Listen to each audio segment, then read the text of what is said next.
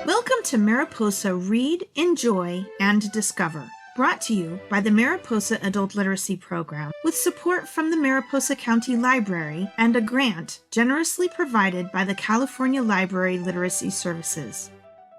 This program has received generous support from KRYZ Radio for broadcasting Mariposa Read and Mountain Mrs. Creative Space for the use of their recording studio and editing software.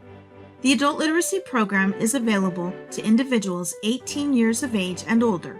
It is a free and confidential service to help adults reach their literacy goals such as citizenship, high school diploma, and employment opportunities. For more information, contact the Mariposa County Library at 209-966-2140 or email Mariposa Read, that's READ, at gmail.com.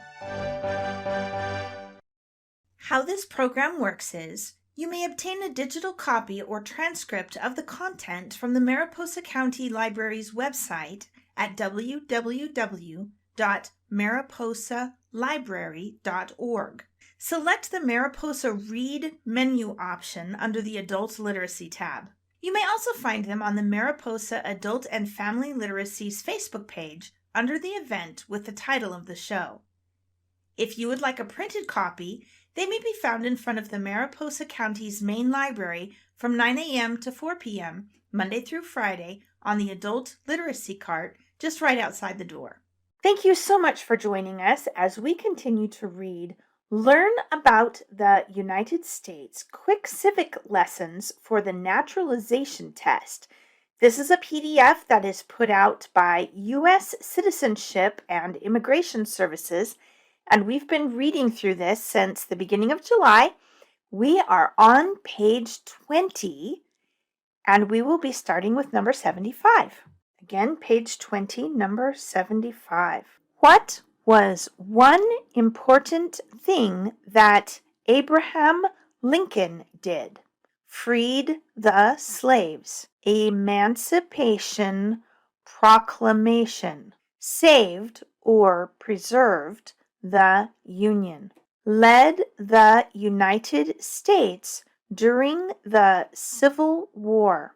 Abraham Lincoln was President of the United States from 1861 to 1865 and led the nation during the Civil War. Lincoln thought the separation of the Southern Confederate States was unconstitutional, and he wanted to preserve the Union. In 1863, during the Civil War, he issued the Emancipation Proclamation. It declared that the slaves who lived in the rebelling Confederate States were forever free. Lincoln is also famous for his Gettysburg Address. He gave that speech at Gettysburg, Pennsylvania, in November 1863. Earlier that year, at the Battle of Gettysburg, the Northern Union Army had won a major battle to stop the Confederate Army from invading the North. To honor the many who died in this battle, the governor of Pennsylvania established the Soldiers' National Cemetery at Gettysburg. Lincoln spoke at the dedication ceremony and praised those who fought and died in battle. He asked those still living to rededicate themselves to saving the Union so that government of the people, by the people, for the people shall not perish from the earth.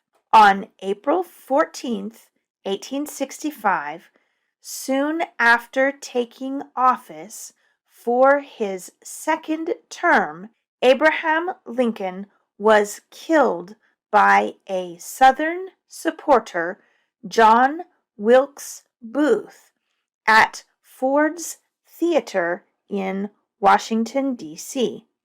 76. What did the Emancipation Proclamation do? Freed the slaves, freed slaves in the Confederacy, freed slaves in the Confederate States, freed slaves in most Southern states. In 1863, in the middle of the Civil War, President Abraham Lincoln issued the Emancipation Proclamation. The Emancipation Proclamation declared that slaves living in the Southern or Confederate states were free. Many slaves joined the Union Army. In 1865, the Civil War ended and the Southern slaves kept their right to be free. The Emancipation Proclamation led to the 13th Amendment to the Constitution, which ended slavery in all of the United States. 77. What did Susan B. Anthony do? Fought for women's rights, fought for civil rights. Susan B. Anthony was born in Massachusetts on February 15th, 1820. She is known for campaigning for the right of women to vote. She spoke out publicly against slavery and for equal treatment of women in the workplace. In 1920, the 19th Amendment to the Constitution gave women the right to vote. Susan B. Anthony died 14 years before the adoption of the 19th Amendment, but it was still widely known as the Susan B. Anthony Amendment. In 1979, she became the first woman whose image appeared on a circulating U.S. coin. The coin is called the Susan B. Anthony dollar and is worth $1. See Recent American History and other important historical information. Just a couple of notes before we get started. One is that you're going to see the word Versailles, and it's got 2 L's in it. It's a French word, and the L's are silent. You're also going to see an I or 2 I's after the words war, as in World War I and World War II. We use Roman numerals after the word war, so that's what the I and the 2 I's are. 78. Name one war fought by the United States in the 1900s. World War I, World War II, Korean War, Vietnam War, Persian Gulf War. The United States fought 5 wars in the 1900s. World War I, World War II, the Korean War, the Vietnam War, and the Persian Gulf War. World War I began in 1914. It was a long and bloody struggle. The United States entered the war in 1917 after German submarines attacked British and U.S. ships, and the Germans contacted Mexico about starting a war against the United States.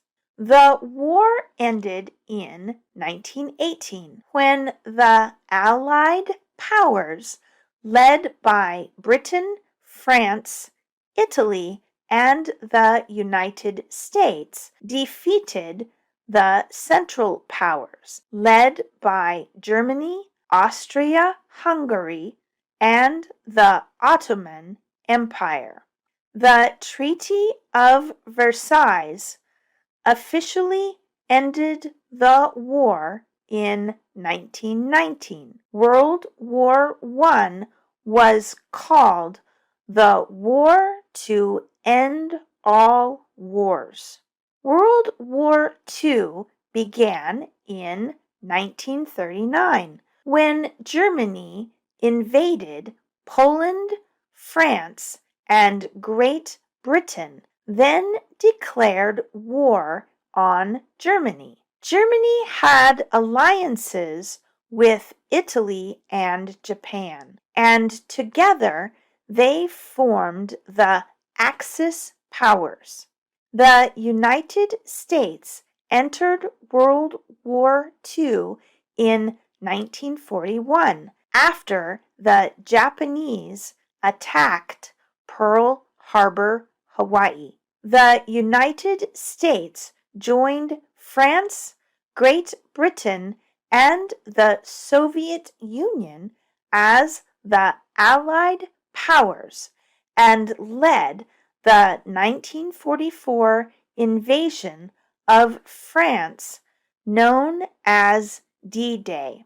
The liberation of Europe from German power was completed by May 1945. World War II did not end until Japan surrendered in September 1945. The Korean War began in 1950 when the North Korean Army moved across the 38th parallel into South Korea. The 38th parallel was a boundary established after World War II. This boundary separated the northern area of Korea, which was under communist influence, from the southern area of Korea, which was allied with the United States. At the time, the United States was providing support to establish a democratic South Korean government. The United States provided military support to stop the advance of the North Korean Army. In the Korean conflict, democratic governments directly confronted communist governments. The fighting ended in 1953 with the establishment of the countries of North Korea and South Korea. From 1959 to 1975, United States Armed Forces and the South Vietnamese Army fought against the North Vietnamese in the Vietnam War. The United States supported the democratic government in the south of the country to help it resist pressure from the communist North. The war ended in 1975 with the fall of Saigon, the capital of South Vietnam. In 1976, Vietnam was under total communist control. Almost 60,000 American men and women in the military died or were missing as a result of the Vietnam War. And then above that paragraph is a famous picture of raising the flag on Iwo Jima, photographed by Joe Rosenthal, Associated Press, 1945, courtesy of the National Archives. And then there's a serial number after. Okay, back down to the second paragraph in that column. On August 2nd, 1990, the Persian Gulf War began when Iraq invaded Kuwait. This invasion put the Iraqi army closer to Saudi Arabia and its oil reserves, which supplied much of the world with oil. The United States and many other countries wanted to drive the Iraqi army out of Kuwait and prevent it from invading other nearby countries. In January 1991, the United States led an international coalition of forces authorized by the United Nations into battle against the Iraqi army. Within a month, the coalition had driven the Iraqis from Kuwait. The coalition declared a ceasefire on February 28, 1991. 79. Who was president during World War I? Woodrow Wilson. Woodrow Wilson was the 28th President of the United States. President Wilson served 2 terms from 1913 to 1921. During his first term, he was able to keep the United States out of World War I. By 1917, Wilson knew this was no longer possible, and he asked Congress to declare war on Germany. On January 8th, 1918, he made a speech to Congress outlining 14 points that justified the war and called for a plan to maintain peace after the war. President Wilson said, "We entered this war because violations of right had occurred, which touched us to the quick and made the life of our own people impossible unless they were corrected and the world secure once for all against their recurrence." The war ended that year, and Wilson traveled to Paris to work out the details of the surrender by Germany. 80.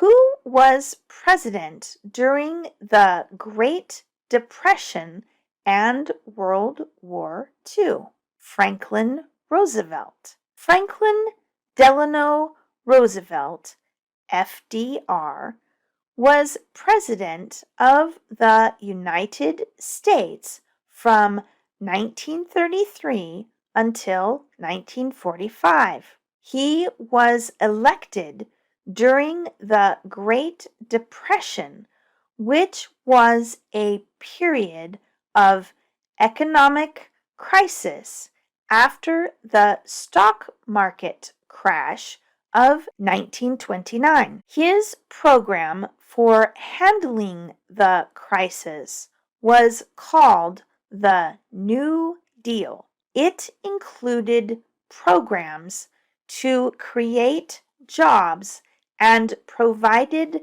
benefits and financial security for workers across the country. Under his leadership, the Social Security Administration, SSA, was established in 1935. Roosevelt led the nation into World War II after Japan's attack on Pearl Harbor in December 1941. He gave the country a sense of hope and strength during a time of great struggle.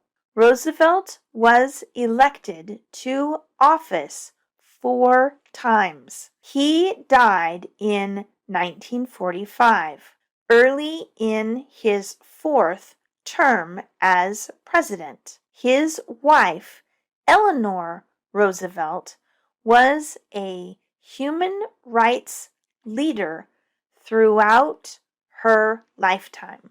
81. Who did the United States fight in World War II? Japan, Germany, and Italy. The Japanese bombed U.S. naval bases in a surprise attack on Pearl Harbor, Hawaii, on December 7th, 1941. The next day, President Franklin D. Roosevelt, as Commander-in-Chief of the military, obtained an official declaration of war from Congress.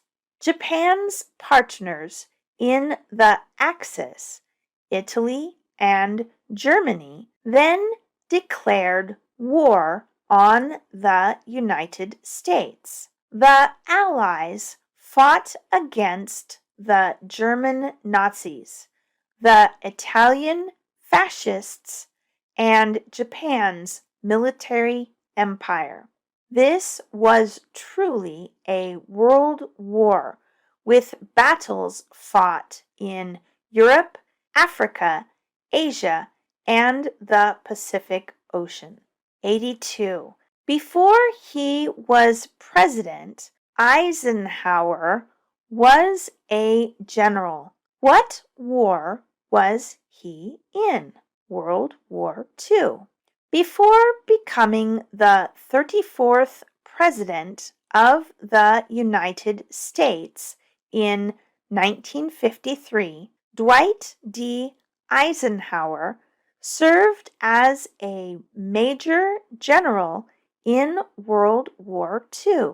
As commander of U.S. forces and supreme commander of the Allies in Europe, he led the successful D-Day invasion of Normandy, France on June 6, 1944.